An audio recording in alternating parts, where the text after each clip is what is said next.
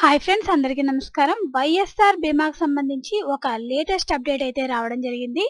దానికి సంబంధించిన డీటెయిల్స్‌లోకి వెళ్ళే ముందు ఈ వీడియో గనుక మీకు నచ్చినట్లయితే లైక్ చేయండి, షేర్ చేయండి. అలాగే మన ఛానల్‌ను సబ్స్క్రైబ్ చేసుకోండి. వైఎస్ఆర్ బీమా నమోదు ప్రారంభం. ఈ నెల 7లోగా నమోదు పూర్తి చేయాలని కలెక్టర్లకు సీఎస్ జవహర్ రెడ్డి ఆదేశం. ఈ ఆర్థిక సంవత్సరానికి గాను వైఎస్ఆర్ బీమా పథకం కింద నమోదు ప్రక్రియ ప్రారంభమైంది.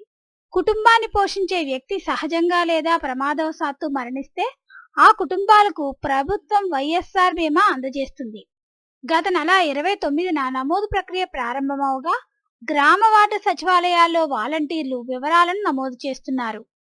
ఈ నెల 7లోగా నమోదు ప్రక్రియ పూర్తి చేయాలని కలెక్టర్లను ప్రభుత్వ ప్రధాన కార్యదర్శి డాక్టర్ కెఎస్ జవహర్ రెడ్డి ఆదేశించారు. వైఎస్ఆర్ బీమా పథకాన్ని 2021 జూలై 1న సీఎం వైఎస్ జగన్ ప్రారంభించారు.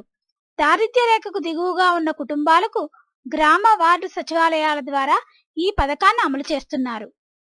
కాగా 2023-24 సంబంధించి జూలై 1 నుంచి వైఎస్ఆర్ బీమా పథకం అమలుకు కార్మిక శాఖ ఉత్తర్వులిచ్చింది. 18 నుండి 50 ఏళ్ల లోపు వయసున్న కుటుంబ పెద్ద సహజంగా మరణిస్తే వైఎస్ఆర్ బీమా కింద ₹1,00,000 పరిహారంగా అందజేస్తారు.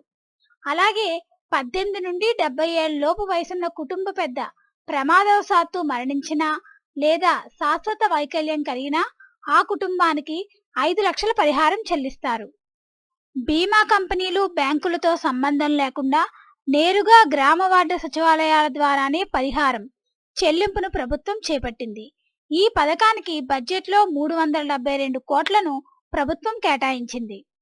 సో ఫ్రెండ్స్, ఈ నెల 7లోగా నమోదు పూర్తి చేయాలని కలెక్టర్లకు సీఎస్ జవహర్ రెడ్డి ఆదేశం అయితే ఇచ్చారు.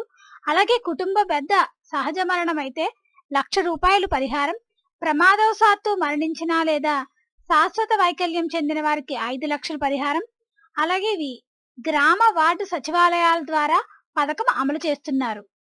సో ఫ్రెండ్స్, ఈ వీడియో కనుక మీకు నచ్చినట్లయితే లైక్ చేయండి, షేర్ చేయండి. అలాగే మన ఛానల్ సబ్స్క్రైబ్ చేసుకోండి. Thanks for watching this video.